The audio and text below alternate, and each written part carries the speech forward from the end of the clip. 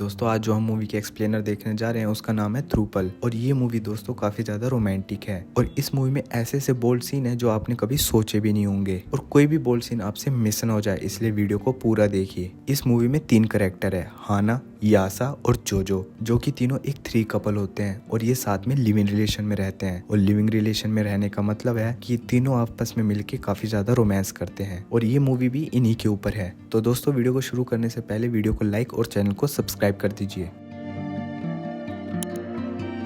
Movie की शुरुआत में हम देखते हैं कि 2 लड़की और 1 लड़का आपस में लगे होते हैं। दरअसल ये तीनों एक लिविंग रिलेशनशिप में रहते हैं और ये तीनों थ्रीसम कपल होते हैं और ये तीनों आपस में काफी देर रोमांस करने के बाद थकार के लेट जाते हैं। फिर हम देखते हैं कि तीनों आपस में कुछ बात कर रहे होते हैं और वो भी किसी गेम के बारे में। और उसके बाद अगले सीन में हम देखते हैं कि ये तीनों एक क्लिनिक में होते हैं। दरअसल जो इन दोनों लड़कियों का बॉयफ्रेंड एक डेंटिस्ट होता है और ये आपस में बैठ के कुछ अच्छी बात कर रहे होते हैं। और उसके बाद हम देखते हैं कि जो एक केक लेके आता है जो कि प्यार से अपनी गर्लफ्रेंड को खिलाने लगता है और प्यार से केक खिलाते खिलाते ये आपस में रोमांस करने लगते हैं। और उसके बाद अपनी ही क्लिनिक में काफी देर रोमांस करने के बाद ये आराम से बात करने लगते हैं। फिर हम देखते हैं कि हाना जोजो और यासा को अपने घर जाने की बात कहती है, लेकिन यासा कहती है कि कुछ देर और रुक जा और हाना कहती है कि मुझे अपने घर पे कुछ अर्जेंट काम है तो मुझे अपने घर जल्दी जाना होगा। काफी देर मनाने के बाद जोजो और यासा दोनों मान जाते हैं। फिर जोजो कहता है कि हाना मैं तुम्हें तुम्हारे घर छोड़ दूंगा। ये दोनों यासा को बाय बोल के हाना के घर जाने लगते हैं।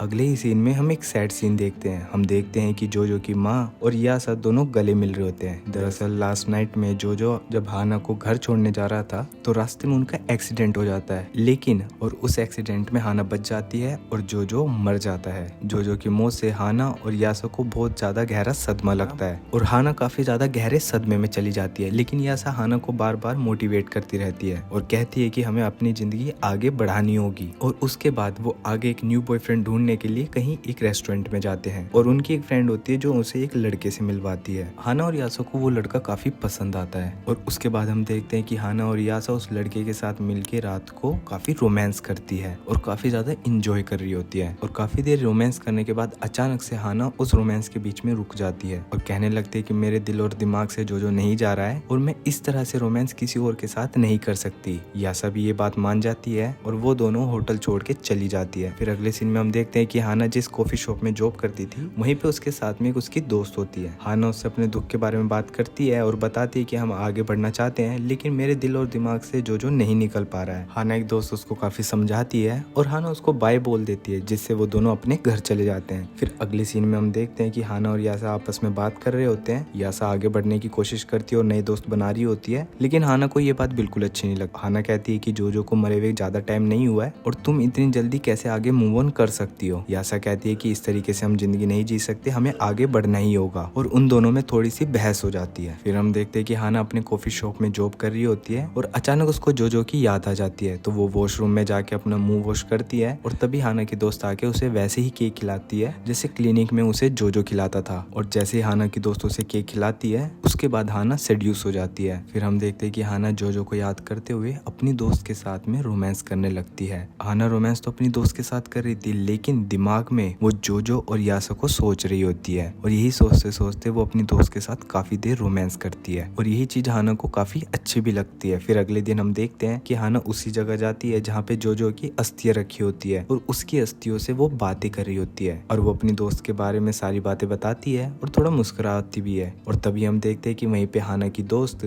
जिसके साथ उसने रोमांस किया था वो भी वहीं पे आ जाती है। फिर हम देखते हैं कि हाना और उसकी दोस्त जैसे ही वहां से जाने लगते हैं तभी वहां पे यासा आ जाती है और तूने तो मुझे कहा था कि तू इतनी जल्दी मूव ऑन कैसे कर सकती है और यहाँ पे खुद तो किसी और लड़की के साथ में घूम रही है। वो लड़की भी किस तरह की है ये मेरे को बिल्कुल भी अच्छी नहीं लगती। और तभी हाना की दोस्त कहती है कि मैं चाहे कैसी भी हूँ हाना मुझे बहुत पसंद करती है और मैं भी हाना को काफी पसंद करती हूँ। और उसके बाद वो ये बात कह के वहाँ से चली जाती है। फिर अगले सीन में हम देखते हैं कि हाना का बर्थडे होता है। वो तीनों मिल के हाना का बर्थडे मनाते हैं और साथ में रात को डिनर कर रहे होते हैं। उसके बाद यासा कहती है कि मैंने तुम्हें जो भी पहले कुछ कहा था उन सभी बातों के लिए मैं तुमसे माफी मांगती हूँ। और उसके बाद उन तीनों के बीच में सारी चीजें सोल्व हो जाती है। उसके बाद हम देखते हैं कि हाना अपनी दोस्त के हाथ पे एक पेन से टैटू बना रही होती है और उस सिंबल का मतलब होता है कि वो बाइसेक्सुअल है, यानी उन्हें लड़के और लड़कियां दोनों पसंद है। और हाना सेम टैटू अपनी दोस्त के हाथ पे बनाती है, लेकिन तभी हाना वहां से चली जाती है और यासा आ जाती है। फिर यासा आके अपना टैटू उसे दिखाती है और उससे कुछ बातें करके चली जाती है। फिर अगले सीन में हम देखते हैं कि हाना और उसकी दोस्त मिलके बेडरूम में रोमांस कर रहे होते हैं और तभी अचानक से वहाँ पे यासा भी आ जाती है और यासा हाना के ऊपर काफी ज्यादा गुस्सा हो जाती है। वो कहती है कि तू तो मेरे साथ में रिलेशन में है और मेरे होते हुए भी तू किसी और लड़की के साथ में कैसे रोमांस कर सकती है। फिर हाना कहती है कि मुझे ये काफी पसंद है, लेकिन इसका मतलब नहीं कि मैं तुम्हें चीट कर रही हूँ। और तभी हाना की दोस्त कहती है कि क्या हम सारी बातें भूल के हम क्या आपस में रोमांस कर सकते हैं। हाना की दोस्त की ये बात मान के हाना और यासा दोनों मान जाते हैं और तभी हम देखते हैं कि हाना की दोस्त आके यासा को किस करने लगती है और उसके बाद वो हाना को किस करने लगती है। और फिर उसके बाद हम देखते हैं कि तीनों मिलके रात को रोमांस करते हैं। और इस मूवी में इतने बोल्ड सीन है कि मैं आपको सारे शॉट दिखा भी नहीं सकता, लेकिन अगर फिर भी आपको ये मूवी देखनी है तो वीडियो को लाइक करके और चैनल को सब्सक्राइब करके आप मेरा टेलीग्राम चैनल ज्वाइन कर सकते हैं। और उसके बाद सीन हम देखते हैं कि 1 साल बाद का हाना और यासा दोनों ही जोजो की फोटो के आगे बैठ के बातें कर रहे होते हैं और यासा कुछ फूल भी लेके आई होती है जो जोजो की फोटो पे चढ़ाती है। फिर हाना और यासा आपस में बात करते हैं और वो लाइफ में आगे बढ़ चुके होते हैं और यहीं पे ये मूवी खत्म हो जाती है। और आखिरी में हम वही टैटू देखते हैं जो कि हाना, यासा और जोजो के हाथ में बना हुआ था। अगर वीडियो पसंद आए तो वीडियो को लाइक कीजिए और ऐसी और मजेदार वीडियोस देखने के लिए चैनल को सब्सक्राइब कीजिए और आप कमेंट करके बता सकते हैं कि आपको कौन सा पार्ट सबसे ज्यादा पसंद आया।